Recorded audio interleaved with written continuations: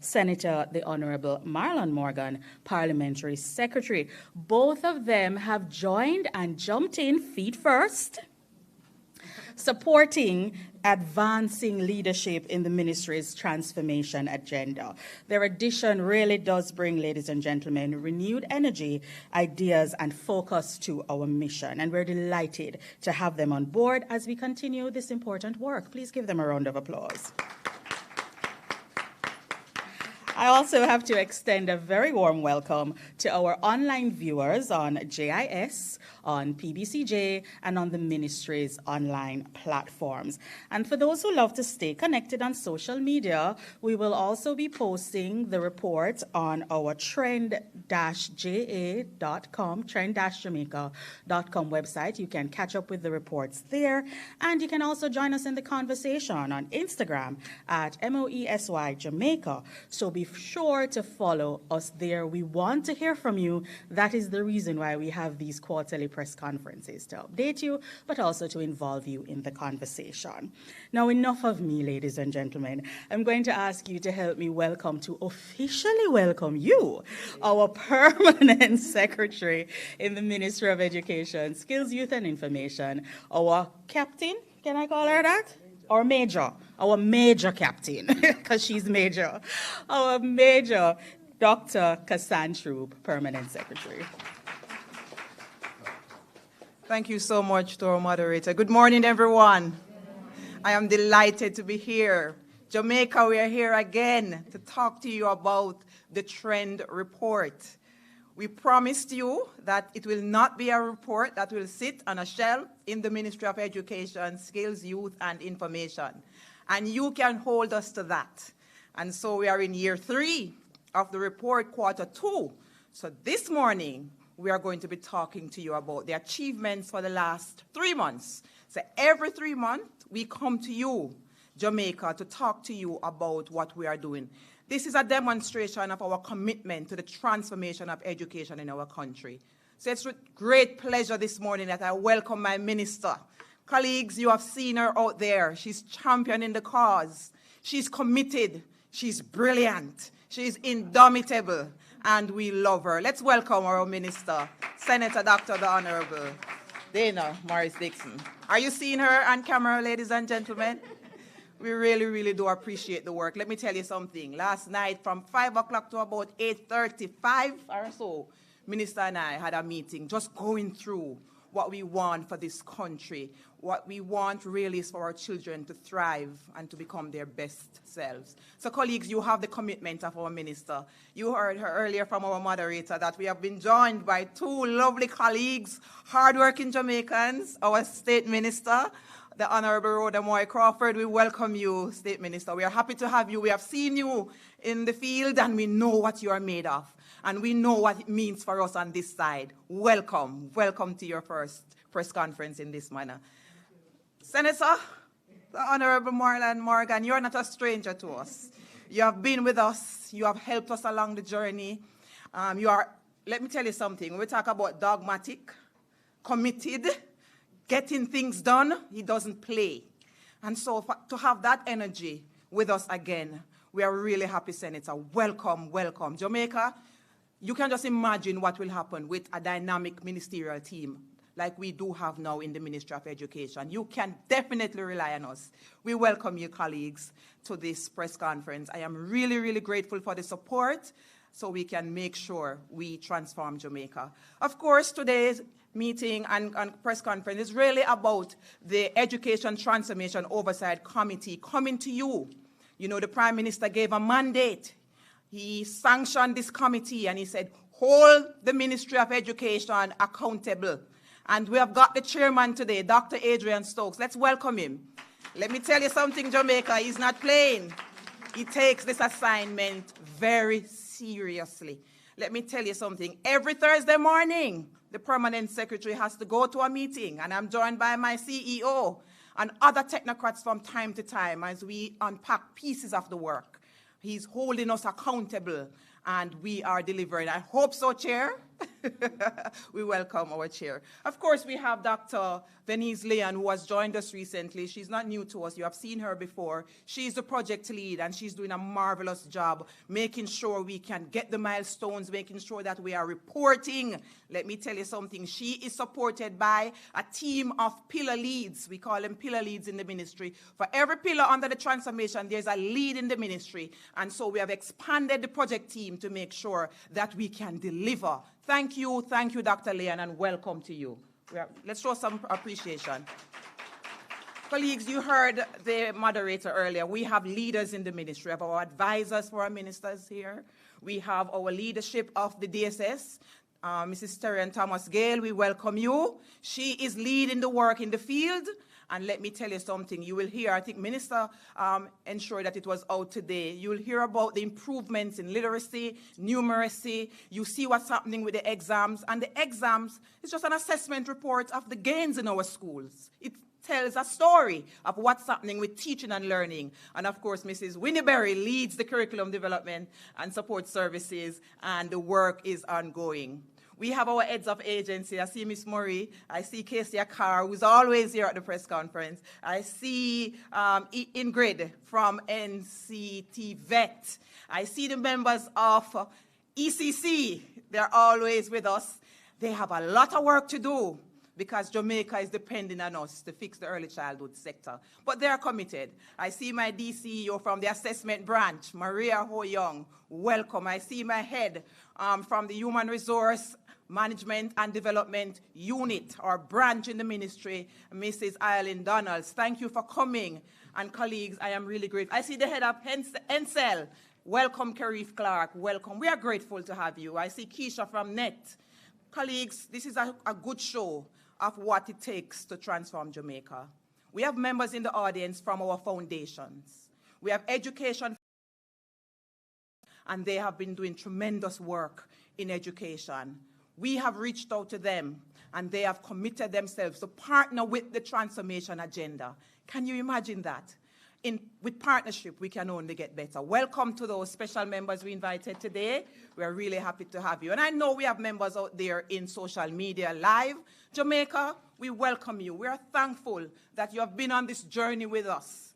We are grateful that you have communicated your commitment to work with us.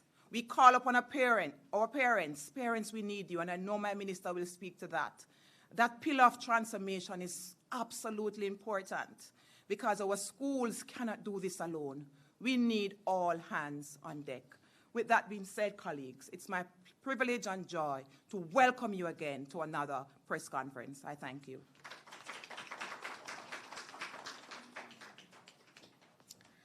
Thank you so very much, ladies and gentlemen. That was Dr. Cassandra, Permanent Secretary in the Ministry of Education, Skills, Youth and Information. Listen, I think she deserves a much bigger round of applause than that.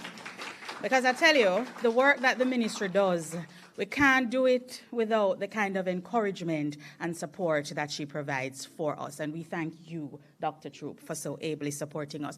Just a quick reminder, ladies and gentlemen, I did hear Dr. Troop mention that we have 7 pillar leads for the 7 pillars of change. I just want to remind you what those 7 pillars of change are, which is what we're going to be reporting on today. We have governance and accountability, early childhood education, teaching curriculum and teacher training, tertiary education, TVET, the tertiary sector, and infrastructure and technology. Those are the areas that are driving the transformation agenda in this country. And so, to speak to us a little bit more on that, ladies and gentlemen, we're going to be hearing now from Senator Dr. the Honorable Dana Morris Dixon, Minister of Education, Skills, Youth and Information, who will speak to the ministry's vision and commitment to building an equitable, inclusive and high-performing education system. Please make her welcome.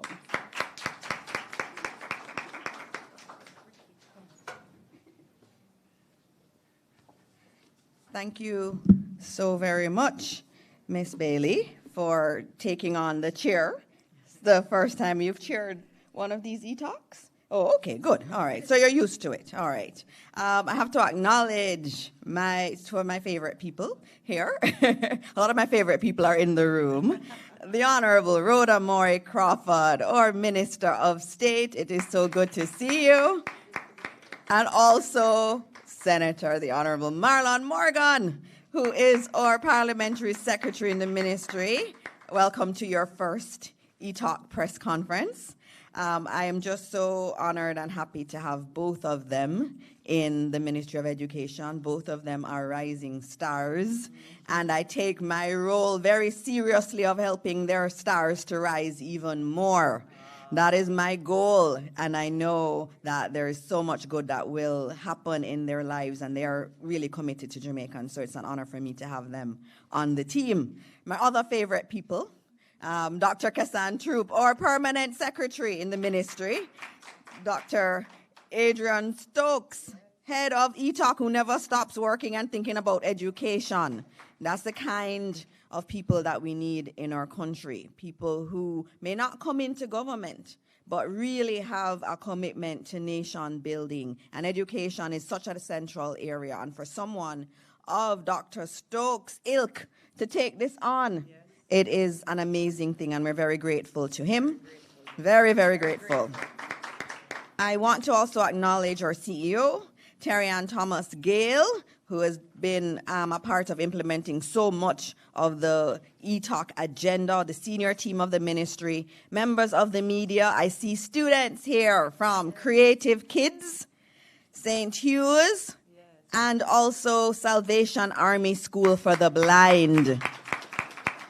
It is so good to have our students here, because really what we are doing is really all about our students. It's not about us. And so having them be a part of this, we're essentially reporting to them what we have done to make their future even brighter. That's really what we're doing here today. So it's not just, ticking boxes. And that's always the concern I have, is always, about ticking boxes. What it is about is really us changing the lives of our children. 2 nights ago, I went to an event, and I saw some robots. And I saw that there was a company that has robots on their way to Jamaica. These are humanoids. Some of them look like humans. They're bringing in to work in the hospitality sector, in our restaurants. They're going to be doing cleaning. They're going to be delivering food. They can do room service. So all these things that you only see in maybe China, because we had someone saying that when they went to China, when they open their door, when they order room service, it's a robot that comes to them. That is on its way to Jamaica. What that says is that we have to be thinking differently about the education of our children.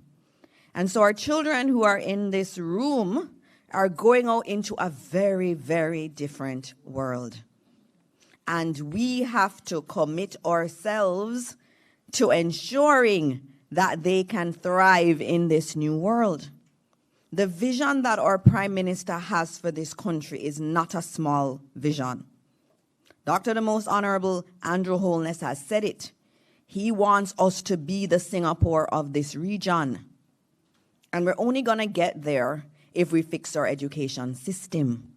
And so what we're talking about today, and what Dr. Stokes will present, is really central to that vision. And it's a vision that can happen. And it's a vision that I know that the team at the Ministry of Education can deliver on. And so I know that I am looking forward to doing all I can, and I know the team is looking forward to do all we can to make sure that our children are ready for that world. And that world is changing, really, really changing. So even as you try to prepare, the technology changes, which is why it's important that we're building a particular kind of mindset. It's a mindset to think. It's a mindset to be creative. It's a mindset that is geared towards innovation.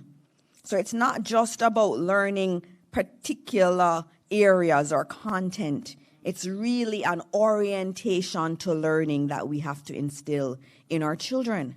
And we are committed to do that because we have to do it and we have to be successful at it. This week has been a good week for me. because I was able to attend 2 events. One was Dr. Stokes' initiative, which was honoring our mathematics teachers.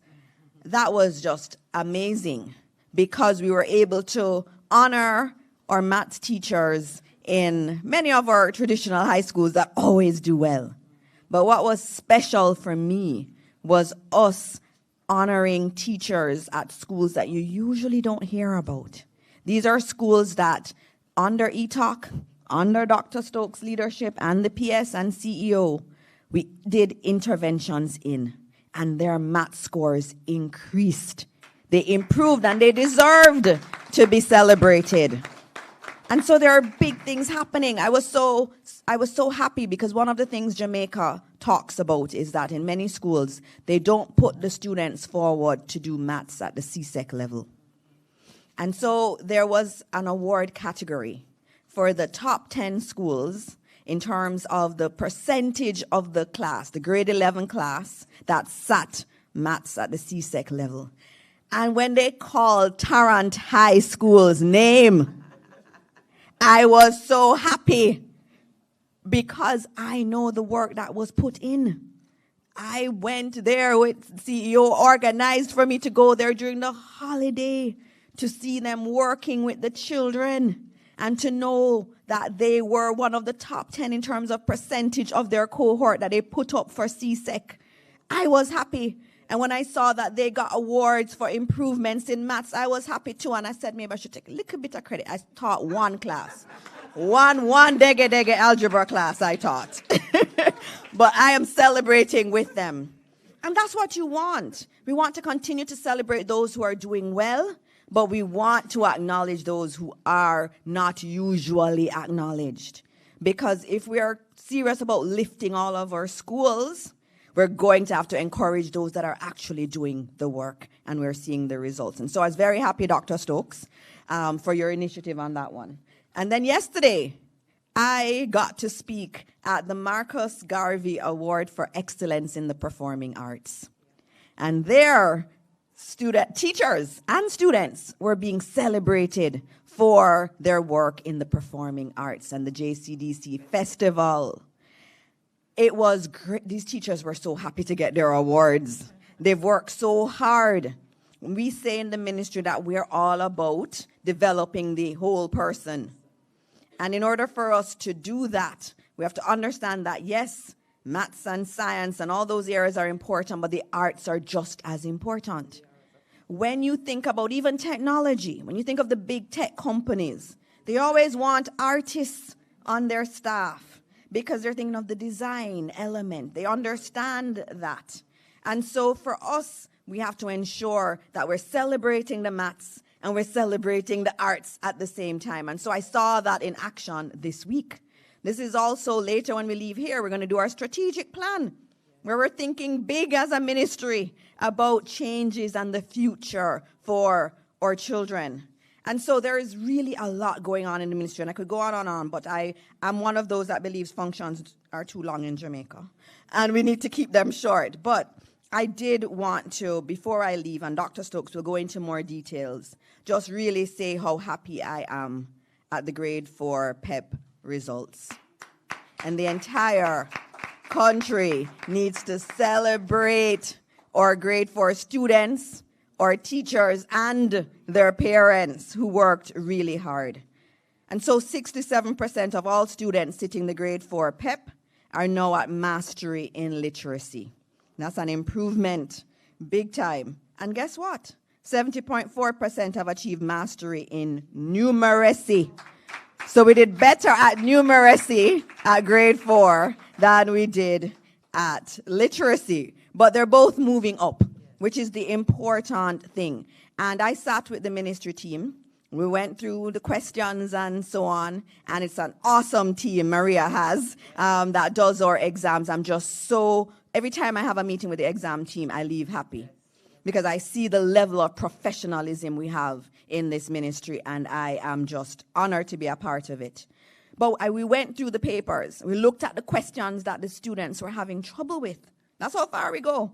And we analyzed it and figured out, maybe some of it could be cultural in terms of the way the questions are worded. And we're always improving. That's the thing in the ministry. We're always trying to improve. But what was the most important thing for me as I looked at the literacy, and I know Jamaica talks about the literacy a lot, was that when we looked at it, over 33,000 students did the exam, but only 475 out of 33,000 children did not reach mastery or almost mastery. So it's only 475 students of the whole grade 4 cohort received a score of non-mastery.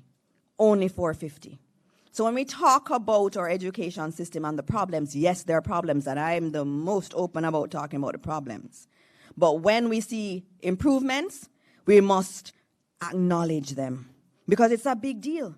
Because those that weren't at mastery, most of them were actually at almost mastery. So it's only 475 students that were at non-mastery in the entire grade 4 cohort across our country. That is fabulous. And so as you hear more from Dr. Stokes, he's going to go through the numbers a lot more. We need to celebrate this day. Our teachers are working hard. Our students are working hard. And the ministry is working hard at working with the students.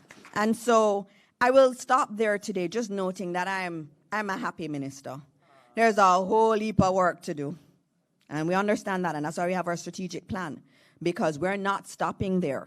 These results aren't where we want it to be, but we're moving in the right direction. And our commitment to you is that as a ministry, we will not stop until we get every single child in this country to reach their full potential. Thank you.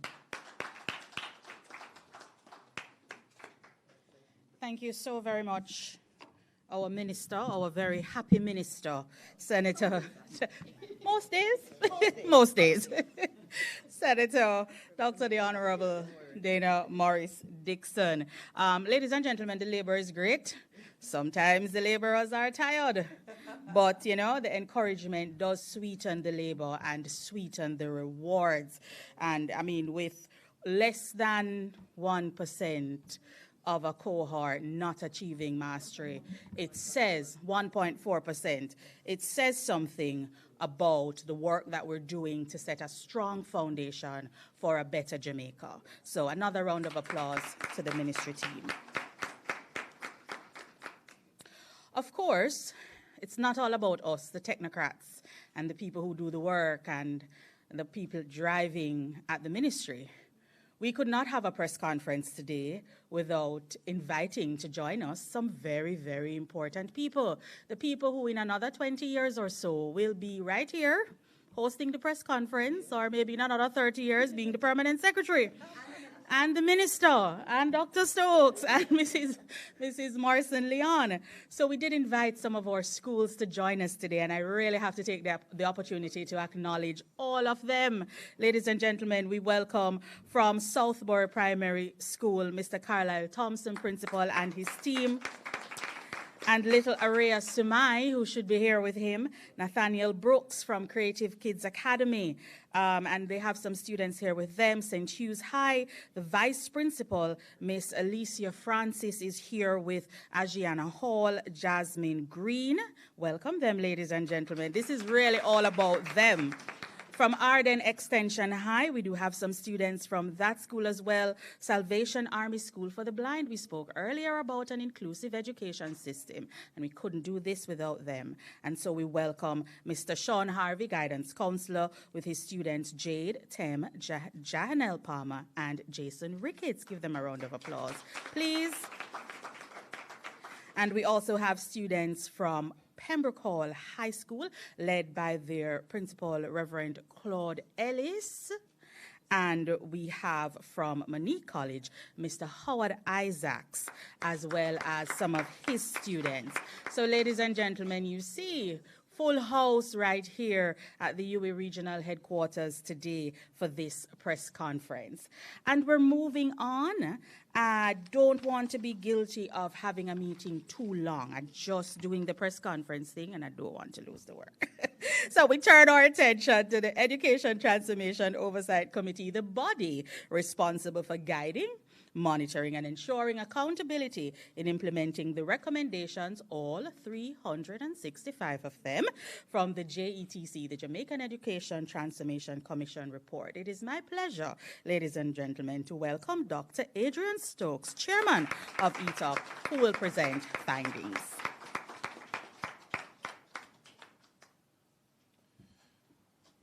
Thank you, Madam Chair. Boy, this list is long of protocols. All right. Morning, everybody. I will not necessarily call everybody's name because this will take up the entire afternoon or morning. Sorry. So, the Honorable Dana Morris Dixon, Miss Rhoda Moy Crawford, Marlon Morgan. Morning, sir. Dr. Kassan Troop, CEO, invited guests, most importantly, the students. Special good morning. So I also want to recognize the ETOC members who continue to provide their commitment, work very hard at this implementation effort. And I really want to publicly acknowledge their hard work. You know, as a country, I would say, have drawn a line in the sand to indicate that we want to move away from mediocrity in our education system. And that's why ETOC was brought into being, with its clear mandate being to ensure there's no implementation fatigue around the recommendations coming from the Orlando Patterson report. The future of our country, I think everyone can agree on this, really depends on the significant national effort that is underway to improve our people, our systems, our processes that drive educational outcomes. I'm supposed to have a clicker here, but it doesn't seem to be giving me the click options. So if we could have a tech support. It's moving? Okay, great. So let me first and foremost talk about the overall assessment of the transformation project to date.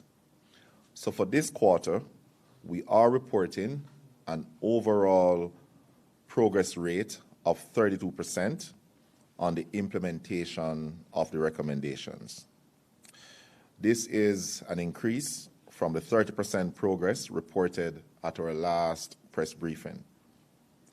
Importantly, work has begun on all pillars, with all initiated endeavors progressing as planned. 189 initiatives have started since project inception, with 18 completed to date, an increase of 1 relative to the last reporting period. And just to emphasize, all initiatives continue to be on track as at the current reporting period. The one initiative that I have a little bit of concern about is the Jamaica Teaching Council bill. The timeline to implement that bill has been deliberately extended to factor additional consultations, which I think is welcomed and should be appreciated. Consultations with stakeholders, for example, the Jamaica Teachers Association. You know, I believe this extended period of consultation is important to ensure we receive and as much as possible incorporate all, I would say, common sense, all relevant feedback into the bill before it is implemented. Nonetheless, we should not let the perfect be the enemy of the good. So we're not necessarily seeking a perfect bill. We need to make a start. And there will always be an opportunity to improve the bill going forward. Overall, there is steady progress towards achieving the milestones for the transformation journey that we are on. Over the next 2 years is where we expect to see a lot of the heavy lifting for the implementation of the initiatives. Now, as you can imagine, there are some sensitive but quite important reforms that we must undertake, and I will talk about these in a few. So these reforms are, as I said, sensitive, but nonetheless material to changing the trajectory of education for the better. And I will summarize a few of them in my closing remarks. Governance is a key pillar of the transformation process. As everybody can agree, logical governance arrangements drive performance in almost every meaningful endeavor. This is why we have been very focused on pushing ahead aggressively, I must say, with the governance initiatives from the Patterson report. The report, as you may recall, makes a number of recommendations to improve a critical pillar of governance: the boards of government-run schools. Specifically, the report calls for the school board selection framework to be more rigorous and should include vetting and training to better facilitate the important strategic role of boards in our school system. The selection and operation of school boards should also be consistent with the GOJ's governance framework for public institutions. Enhanced governance training for school board members should be also undertaken. And finally, implementation of term limits for board chairs. These are some of the high priority recommendations that are currently being actioned by the ministry and minister. So far, the ministry has created a portal where members of the public can submit their applications to serve on school boards. The goal is to ensure we broaden access and create the opportunity for more qualified Jamaicans to volunteer for service. I would also like to use this opportunity to welcome anyone who would like to serve on a school board to visit, and we have put the website there.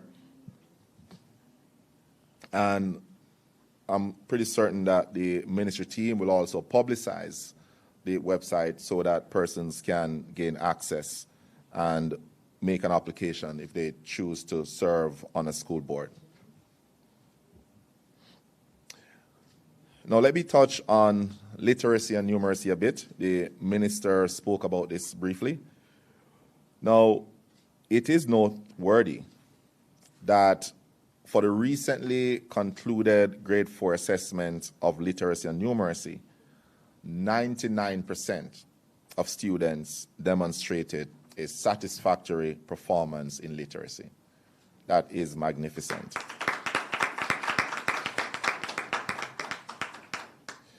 %70 of students demonstrated mastery in numeracy. This compares well to the 2024 data when the non-mastery rates for literacy and numeracy were 3.4 and 6.1% respectively.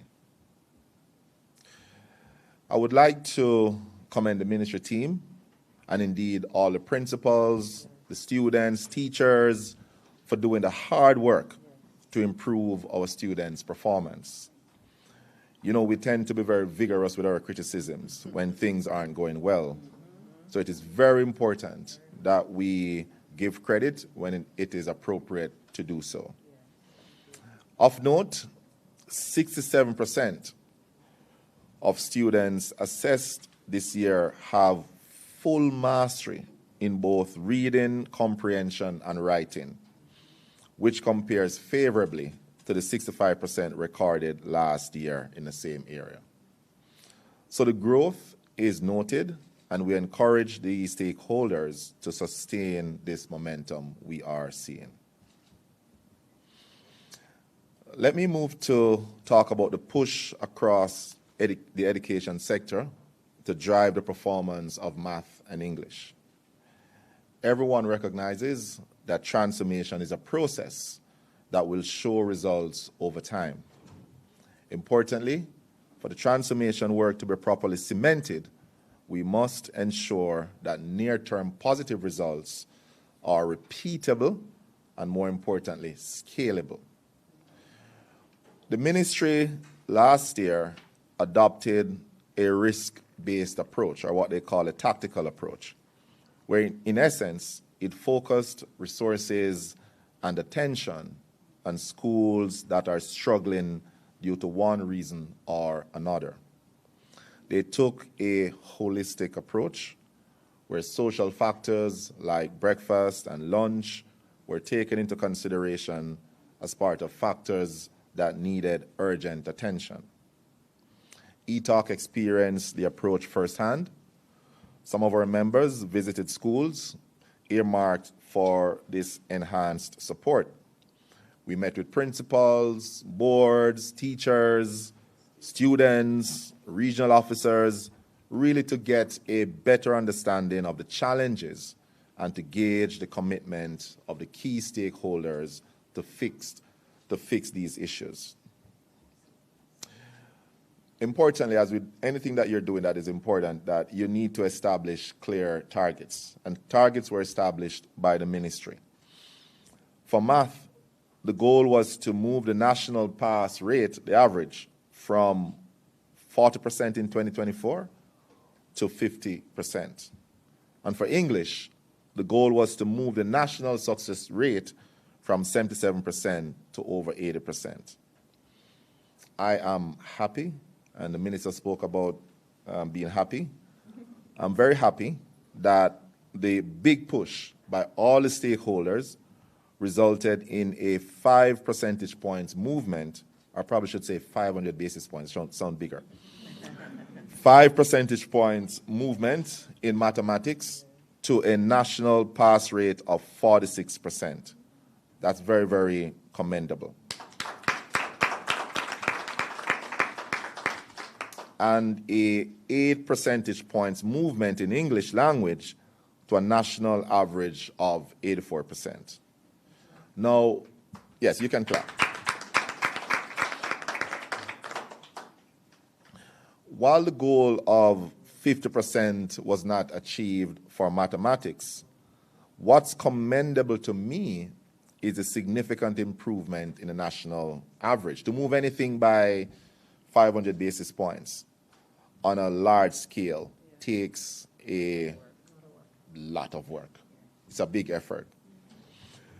So the exercise for me really, I believe, proved to people that with focused effort, careful planning, and what I would say relentless execution, you can be successful, even with limited resources to start with. ETOC is encouraged, as I indicated, by this result, and we are urging the ministry, the team in general, to institutionalize most of the successful measures. Enhancing the breakfast program and strengthening teacher training in mathematics by leveraging centers of excellence like UWI should go a long way. And I know they're doing that this year. And that should go a long way in improving mathematics performance in particular. Let me talk about the way forward and close here. So we are in the third year of the transformation journey. A lot of work has been done to date, but we still have many more initiatives to implement before we can say we have fundamentally changed our education trajectory for the better. Root issues like board governance must be dealt with decisively, and we are happy that the ministry and minister are moving to deal with this. There are other fundamental objectives we are pursuing. One, these are some of the sensitive, some persons might find them painful when they begin to be implemented, but nonetheless are non-negotiable. These are things that we have to do. We need to improve the matriculation standards of students being onboarded in our teacher training institutions. We also need to consider how incentives can be strategically be utilized to attract, retain, fill gaps, and improve quality in the teaching profession. And another one, work to make the Ministry of Education world-class in its administration of the country's education system. These are fundamental measures. And as I indicated, once we get to a particular point, I'm certain some persons are going to find it painful. But as I always tell people, even my own business, if you're going to the gym and you're not feeling pain, you're wasting time. You're not working out. Education is everyone's business, not just the government. And illiterate society can't be successful. So we all have to get on board as we build an education system where a child has a fair chance of achieving his or her potential. I am very happy, that word happy keeps coming up, but I'm very happy that many private sector companies have been answering the call to partner with us as we move on this transformation journey. Many have given time, leadership, and financial resources to the system in a very enlightened approach to national development. This is not the time to sit on the fence and to complain that the glass is half full. See this as an opportunity to enter the fray, to actively engage, and to shape the very foundations of our society. Thank you, ladies and gentlemen.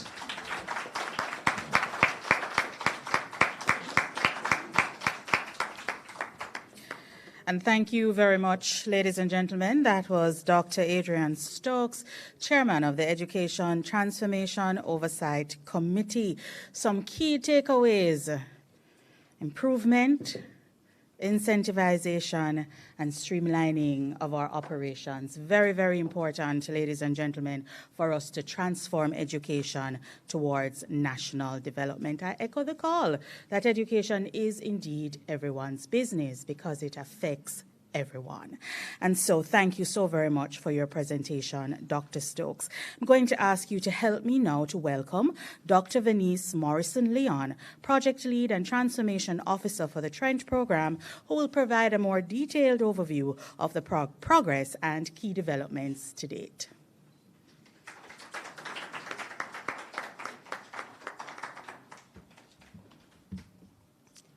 Moderator, Ms. Anita Bailey, Senator Dr. the Honorable Dana Morris Dixon, Honorable Rhoda Moy Crawford, Senator Marlon Morgan, Dr. Kassan Troop, Permanent Secretary, Mrs. Terrian Thomas Gale, Chief Education Officer, Dr. Adrian Stokes, Chairman ETOC, colleagues from the Ministry, specially invited guests, stakeholders and partners in education, or students, members of the media, good morning. Good morning. We are reporting on our second quarter in our third year, and we're using the word happy since we started our press conference. And truly it is amazing what is happening within the ministry. This report will highlight the tangible steps we are taking to strengthen teacher quality, modernize our schools, enhance accountability, and ensure every Jamaican learner is equipped to thrive within the dynamic global economy. As was said earlier by our minister and our ETOC chair, 2% might seem very small to many, but it requires a lot of work. And I'm here to share with you this morning some of the progress that we have made within this quarter. We have 365 recommendations. We have 2,003 tasks that are connected to those recommendations. And if you break them out, we have many activities that are connected to those tasks. We want to report this morning that we have achieved one of our recommendations within this quarter in our TVET, or Pillar 5. Yes, thank you so very much. All right. So for pillar, I'm going to be going through the updates based on the 7 pillars that we have, and I'll try to do so as quickly as possible. For pillar 2, I want to report that we have had, when we talk about improving the quality of pre-service and in-service teacher training, I want to report that early childhood remains very strong. 27,000 of our students were screened under the Jamaica School Readiness and Assessment Program. That represents 81% of our infants. We also want to report that over 2,700 of our early childhood sector participants were engaged in a short course, Play Matters, advocating for a world of play, and this was in partnership with the Early Childhood Commission, UNICEF, and the Jamaica Teaching Council. And for that, we are very grateful that we have a pocket of individuals who are able to assist within our early childhood sector. Under Pillar 3, we want to report that all clubs and societies have resumed. Persons might say, clubs and society, is that important within our education sector? It is very important. And particularly, what is of interest to us is that it's not just that clubs and societies have resumed in our schools, but we have a population of over 18,000 of our students who are now actively involved in uniform groups. And we know what uniform groups do in our schools. Talking about building civic pride, leadership, and discipline. And for us, that is very important. We also want to report in under Pillar 3 that teacher training remains very central for us. And over 4,000 of our educators were engaged in early reading program. And for that, we're very grateful because we know that when we have teachers having the instructional competencies, it is going to improve what happens in our classroom. Yeah. We have also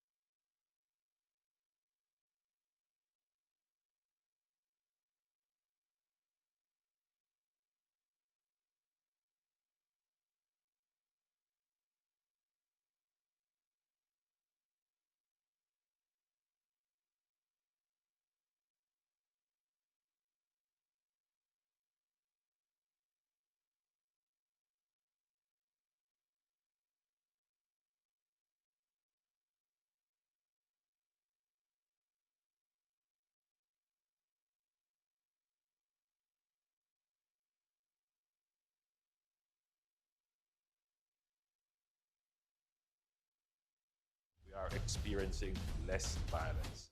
We will realize our vision of Jamaica as the place of choice to live, work, do business, raise families, and retire in peace and prosperity. The proceeding was brought to you by the Office of the Prime Minister.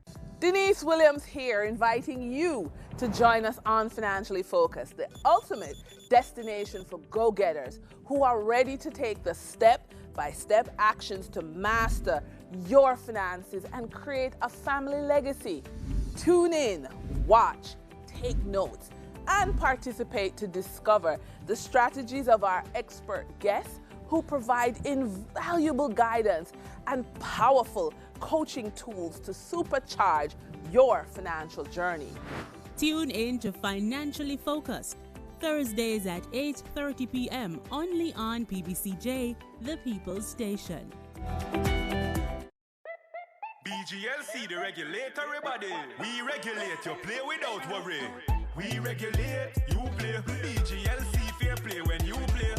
For the fun of the game, you know where they are. BGLC, keep it fair for the player. You play the game and we are the rules that keep everything fair so the game play better. The Betting, Gaming and Lotteries Commission. We ensure fairness, integrity and responsible gaming practices. Keep the game fair and fun for everyone. We regulate, you play. Matza for me, matza for you, that. Look how hard me I work, oh God. Now feel much me work so hard. Confident out there now, one straight A's now. Matz in my world. Hello everyone, welcome to another grade 8 math lesson.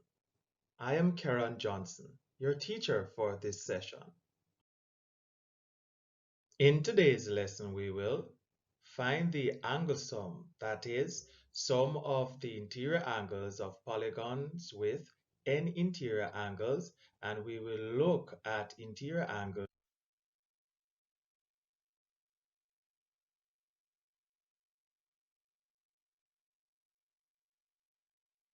$3 billion so that we can ensure that STEAM is part and parcel of our teacher training institutions. We have audited 22 of our programs, and the framework has been drafted, shared with principals, and the new tertiary sector structure is approved. And for that, we are very happy. Pillar 5, we are happy to report that 9 industrial arts teachers from 7 technical schools received international training from Guangdong VCOM Education Technology in China. And that's a big thing. We said earlier, our minister talked about the experience of having robots as part of our community. And if we want to make sure that we are industry ready, we have to expose our teachers to training. We have to make sure also that we have the systems in place to provide training for our students and teachers. And so we have 204 of our secondary TVET in-service teachers. They benefited from capacity building training. And we have 5 exemplary labs that were refurbished, and they are now operational in our schools. Coupled with the fact that we have allocated $400 million for 15 new labs in our schools. And Minister, I'm sure you're happy to see that robotic is there, renewable energy, virtual welding, digital construction. We are exposing our students to greater career options so that they can fit within our global economy. All right, and that's important. Pillar 6, Ministry of Education should continue to deploy broadband infrastructure to increase penetration across the island.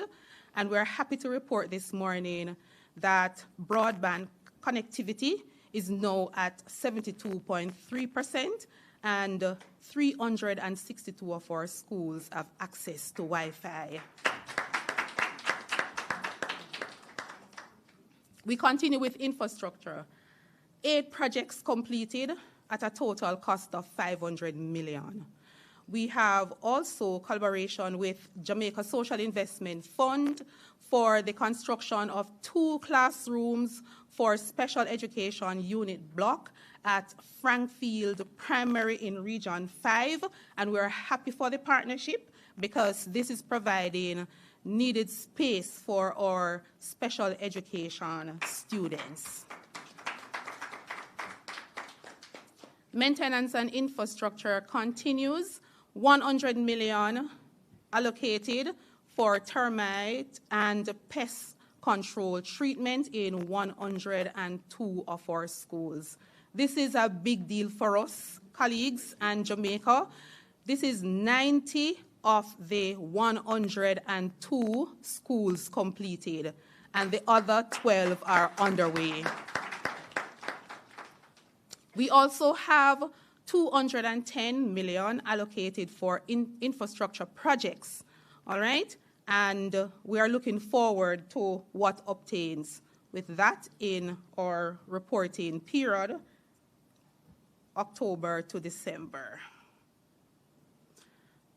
We continue reallocation of funds to education, and for this recommendation, the Finance Committee was established to guide education financing reforms within the ministry, and I'm sure we're happy to learn of this. And the subcommittee, they have completed their reviews of the education costs and global financing models, economic analysis now underway, and it will be presented to the Finance Committee when we have our next meeting. So that is commendation for the finance pillar. And the last slide talks about the disbursements of funds for this quarter. It says that we have disbursed 1 million to include 39 million for 1 billion, 1 billion, which includes 39 million for ECC modernization. We are spending money and we are seeing the results from what we are spending. And certainly when we talk about transformation, it was said already, and I want to reiterate the point. Transformation for transforming education for national development belongs to every Jamaican. And we continue to solicit partnerships from our schools, from our communities, from private sector, from all Jamaicans to make sure that Jamaica is the place of choice for us in the future. Thank you so very much.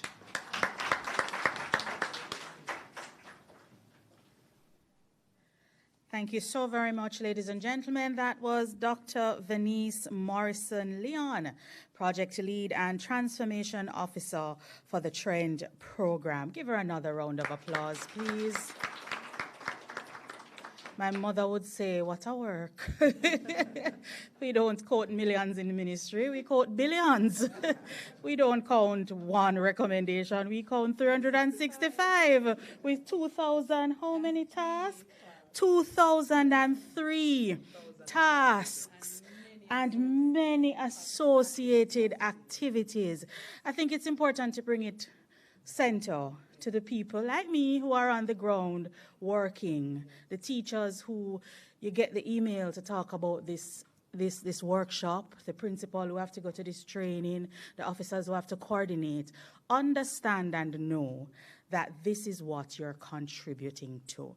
This is the bigger picture that we all have to continue to focus on. So thank you once more, Dr. Morrison-Leon. Ladies and gentlemen, we are at the point now where we're going to be taking some questions from the media. Just also want to remind you that we are on socials at the moment. We're streaming live on PBCJ, we're streaming live on JIS, and so we're opening the floor for questions from the media in the room at this point. So we're going to ask you to kindly state your name and the media house that you represent.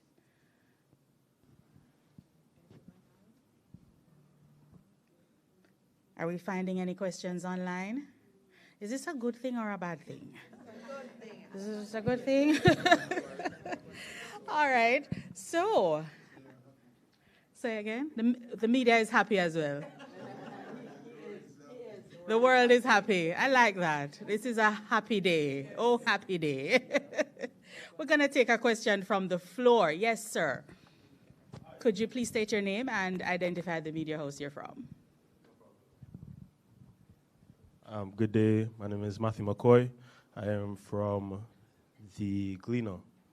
I'm actually a photographer, but I am just giving the questions from my reporter who is online. Okay. So she asks, how many recent consultations have been held with the JTA regarding the Jamaica Teaching Council bill? All right. I think Minister is going to take that question.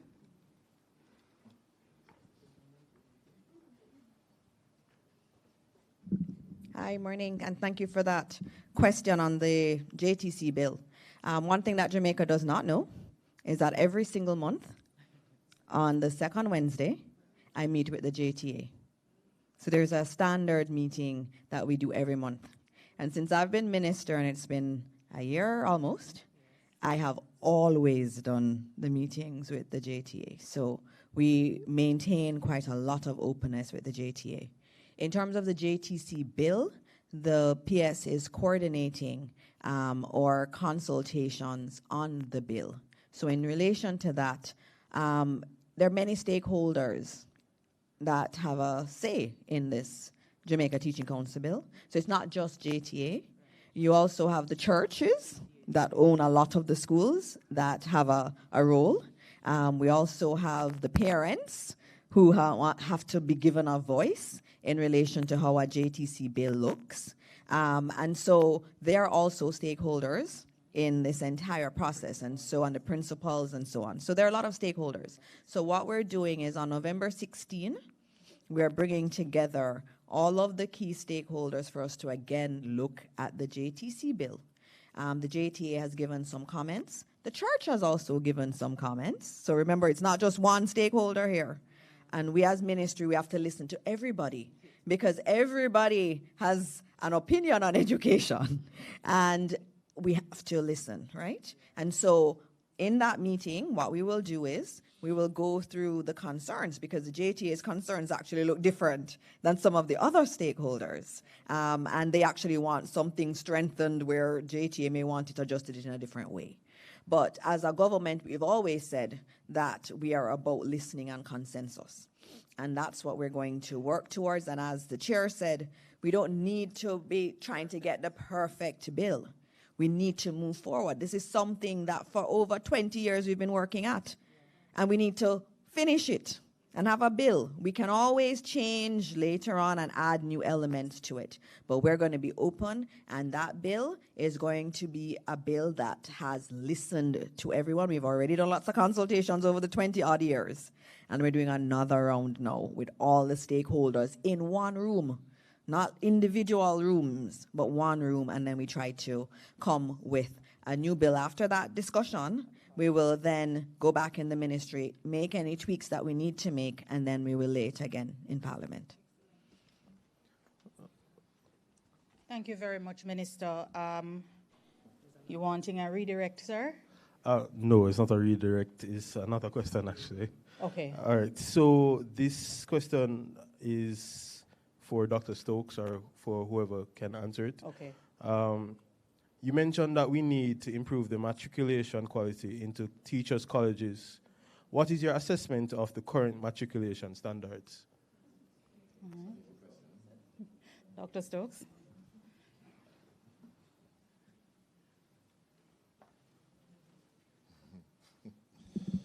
Morning, thanks for that. So, listen, we pulled together an entire committee, the Orlando Patterson grouping, and the minister was a part of that. And from that detailed assessment, the major finding is that we need to upgrade the requirements to be onboarded into a teacher training institution. One of the things I've done, you know, I was once a researcher, you know, so I like to find benchmarks and, you know, so not to recreate the wheel. So I looked at Singapore and what they do in terms of teacher training and what the standards are. Standards are very high. To become a teacher in Singapore, it's very, very, very difficult. It's one of the most difficult professional endeavors in Singapore. It's very, very hard to get into. If education is going to be our competitive advantage, if training, and if we're going to become the Singapore of the region, we too need to fundamentally upgrade the requirements to become a teacher. Now, what goes with that is we also need to upgrade the reward and recognition program for teachers. You're not going to get great people going into teaching and the reward and recognition program is not competitive. So the two things must work together. Similarly in Singapore, the teaching profession is one of the most highly paid professions in Singapore. So that's where we have to get to. It's kind of a long-winded answer to your question, but you know, just look at what happens in Singapore and then you'll kind of get an idea of what we need to do in Jamaica, or the levels that we need to go up to be able to compete at that level. Thank you.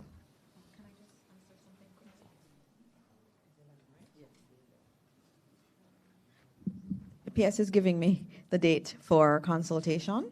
It's Tuesday, November 11. All right.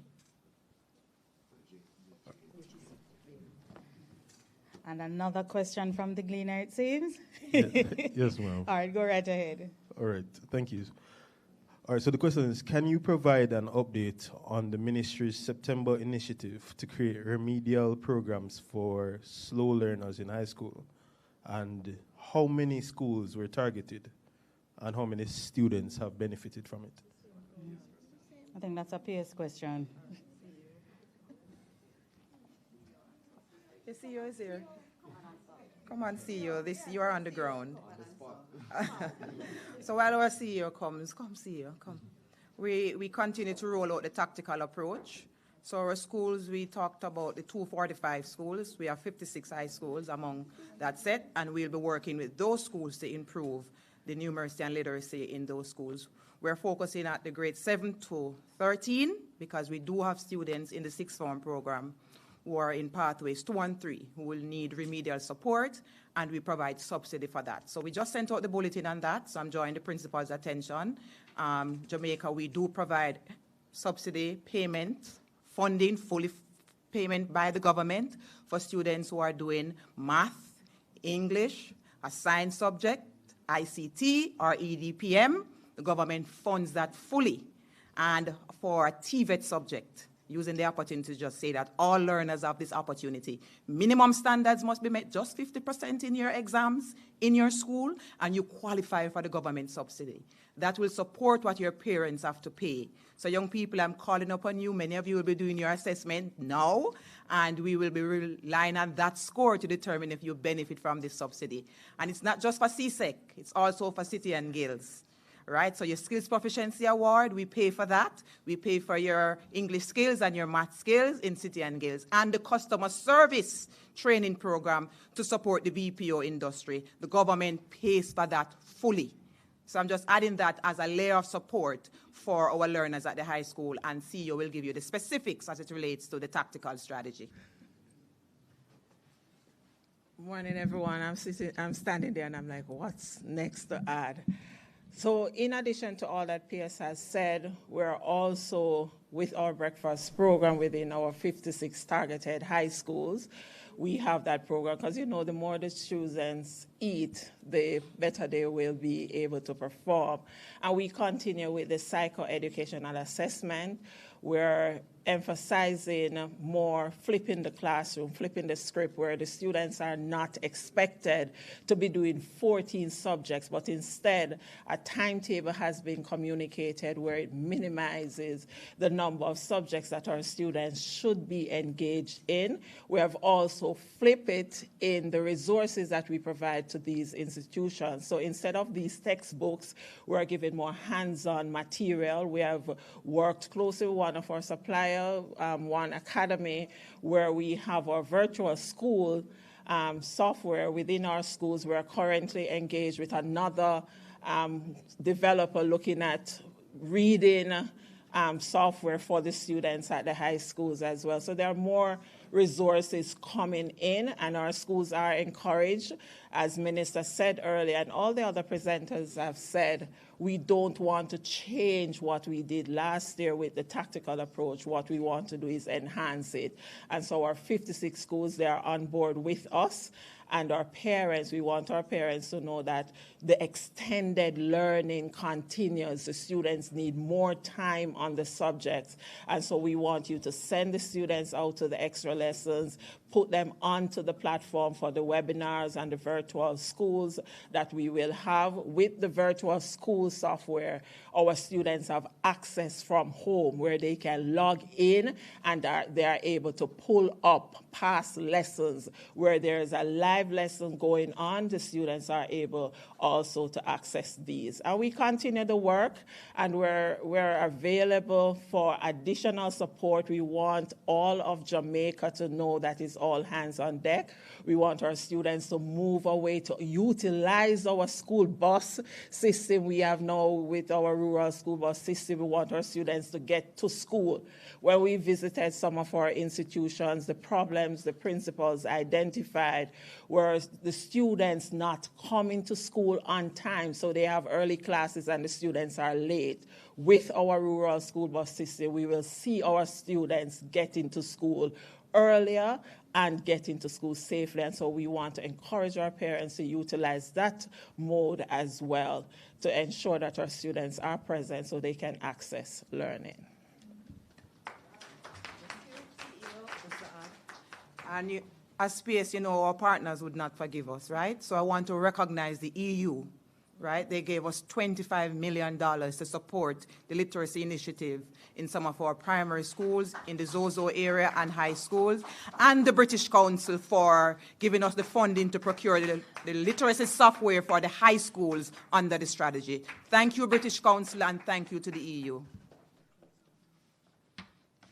Thank you so very much. We have another question coming from a student.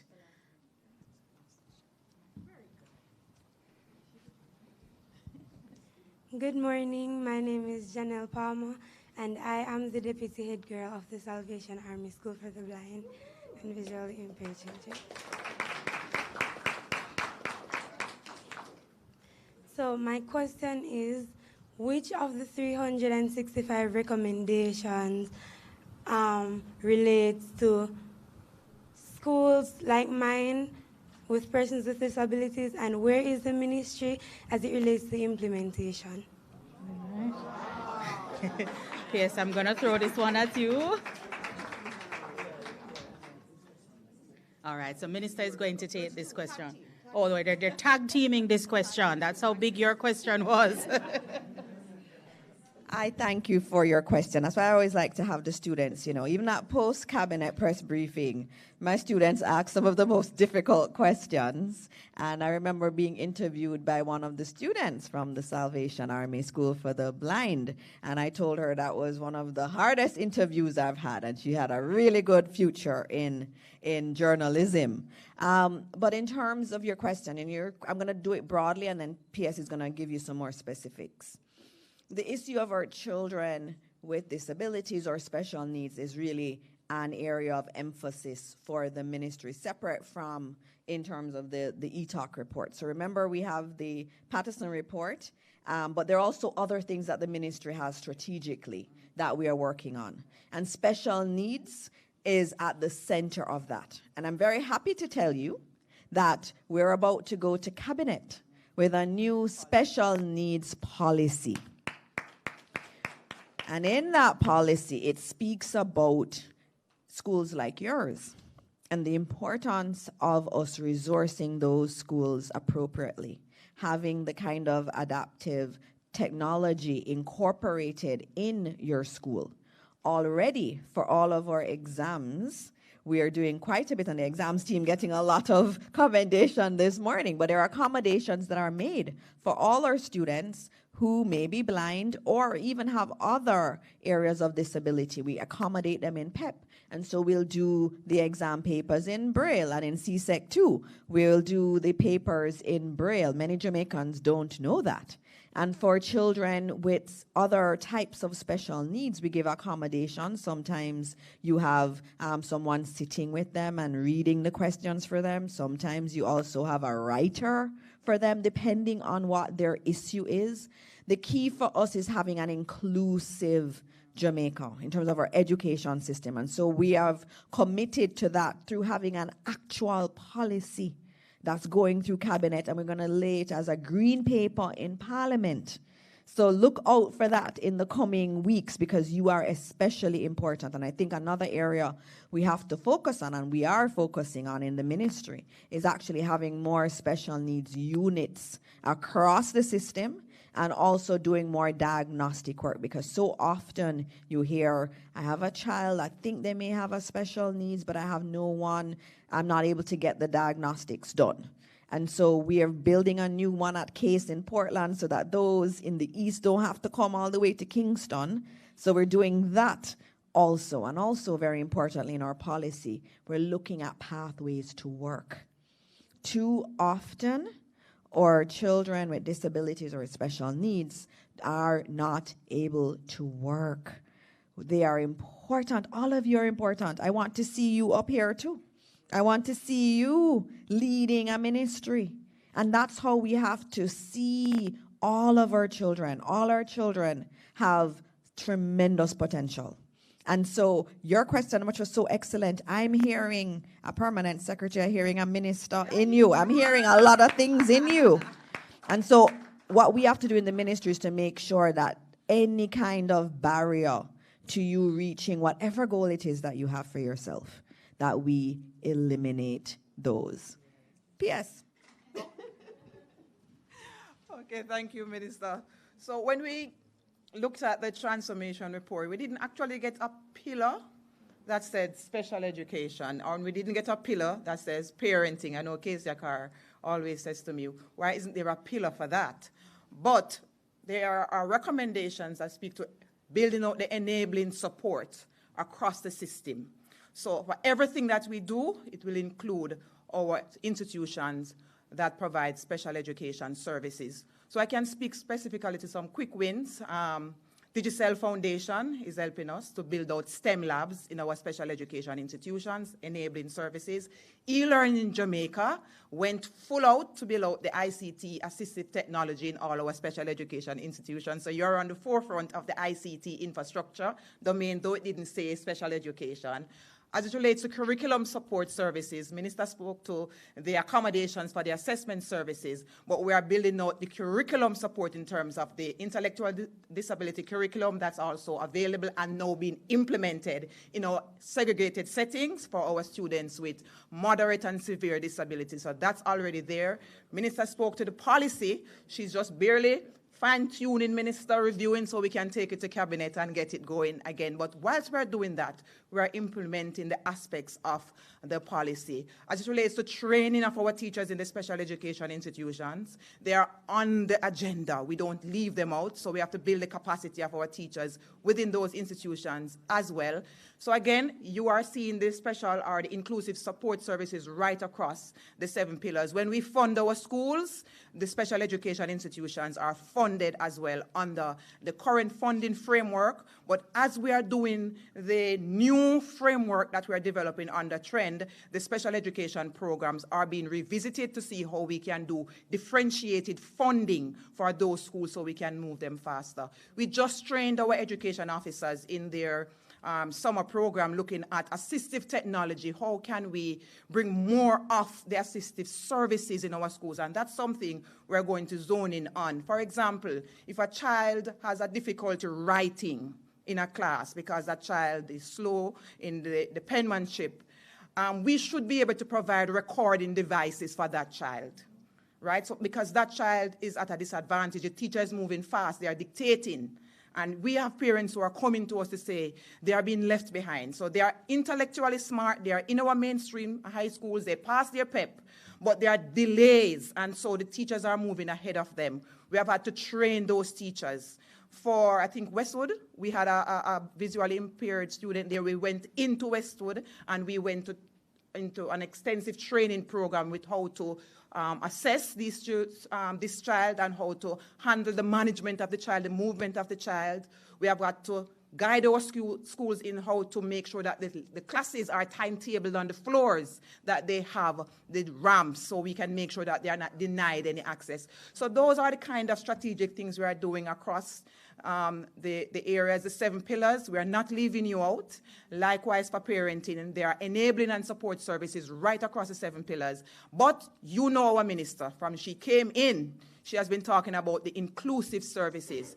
And last night she mandated me, PS, we need to move faster for the units within our established primary schools so we can build out the mainstream services in a structured, more secured, ready environment for our learners. And that is on the agenda for the strategic retreat this morning. So we are not leaving you out, baby girl. We love you, and we know you are going to thrive with the support that we'll continue to provide. Thank you. All right. So thank you so very much, Dr. Troop and Senator the Honorable Dana Morris-Dixon, for your responses to that question. We're taking one final question. And, sir, could you please go ahead, state your name and identify your organization. Good morning, everyone. I am Romeo Lee. I'm the VP, Vice Principal at Creative Kids Learning Academy. Wonderful. Firstly, congratulations on the improvements and the implementation so far. I'd like to apologize for what will be a worded question. So this one is coming, I think I would be remiss not to speak about something that has come up in several meetings so far, conferences and such, by teachers. In light of the improvements that have been taking place in terms of literacy and numeracy, several teachers have voiced concerns whether the removal or the recommended removal of the grade 5 component from the PEP exams, if that would have an adverse effect or kind of stem the results that we have been seeing, the growth so far in our students. I know that the recommendation would have, an alternative would have been put forward to have it being done internally rather than externally. The percentage score that it adds to the final grade for students in terms of placement, the practice that it provides in terms of for the overall exam, external exams, and even the structure of the exam. That I'm a big fan of the PEP exam. I think that the exam has been a welcome improvement on what our external exams were. So I love it so far. Several teachers have voiced the same. As I said, how or what concerns exist that the changes or planned changes or recommended changes would affect the growth so far and growth that should come. Okay. All right, thank you so much. So we're really happy that you're aware of the discussion. We have been down this road. You know, our minister came in and she took a different approach in terms of reaching out to our stakeholders. She went into our schools. And the proposed changes came from the many conversations she had with our teachers. But to do justice to that, she articulated those concerns openly. And then she said to us, let's do the consultation. Let's talk to the people. And we did a series. We went to parents. You know, parents are important in a decision like this. We went to the teachers. We went to the principals. We have our PET committee. We have JTA representative and a number of stakeholders that we went to. And many persons felt there was a mixed report. Some persons said, yes, it's a lot of burden. We need to remove it. But others said, it's really not about the exam itself. It's really that the children are actually competing. So whatever you do, there's going to be that stress because they are competing for preferred spaces. So the job really, as Minister said, is to get all the schools to do well. So wherever our children go, they can blossom. Well, we're really not there yet, and we have to accept that. So going through the consultations again, we went back to our minister with a fulsome report, and she said to us, given the feedback, and the majority of persons who felt at the time that no is not the time to make that big shift, our minister gave us the blessing, and we have sent out the bulletin to indicate to our principals and parents that we will not remove the grade 5 this year. We'll continue with that. We have condensed the grade 6. We have removed or delayed, rather, the ability test to a later time in the grade 6 period. We will continue with grade 4. So all the pieces are there. We just condensed, changed some dates, and we add the literacy component in the grade 6. We're adding some questions to the literacy component so we can tell you at the end of grade 6 how our students are doing in literacy. Now we just assess at grade 4. We want to now assess at grade 6, and we can have a bigger conversation at that time when our principals in the secondary schools or high schools can tell us definitively, or we can say definitively to them, our children are reading at grade level, and therefore we are going to hold you accountable for the outcomes for our learners. So as it is now, the grade 5 still stands. Minister has given our directive, we have sent out the bulletin, and we continue to sensitize our stakeholders. Thank you. Thank you very much, Dr. Troop, and thank you to all of the individuals who had very robust questions this morning, and we're still in the morning. Ladies and gentlemen, we're closing today's press conference, and I'm going to invite once more to the lectern, Dr. Kassan Troop, to deliver the vote of thanks. Yes, you know. Well, just thank you. Thank you, Jamaica. Thank you to our large audience this morning. Thank you to our minister who continues to lead us. And I want to say a big thank you to Dr. Stokes. Let me tell you something. He drives a hard ball, but we are learning and we are getting it right. And he pushes us every week. Jamaica, I literally say every week. There's some piece of the transformation report that we have to come to the table with and discuss. And let me just thank the ETOC committee, the broader committee, Dr. Stokes. We go to them too, so they're not always all here, but once per quarter we go to the broader committee that the Prime Minister has put in place to report on the work of the ministry. And I just want to thank the team members, my workers in the vineyard, my boots on the ground. We cannot do this without you. I'm an extremely grateful permanent secretary. And as the presenter said this morning, and Minister or Dr. Stokes, happy is the word. We are happy that we are delivering for our children of this country. And with that said, thank you very much. This press conference has officially ended. God bless you. Thank you, ladies and gentlemen. Thank you, Dr. Troop. Yes.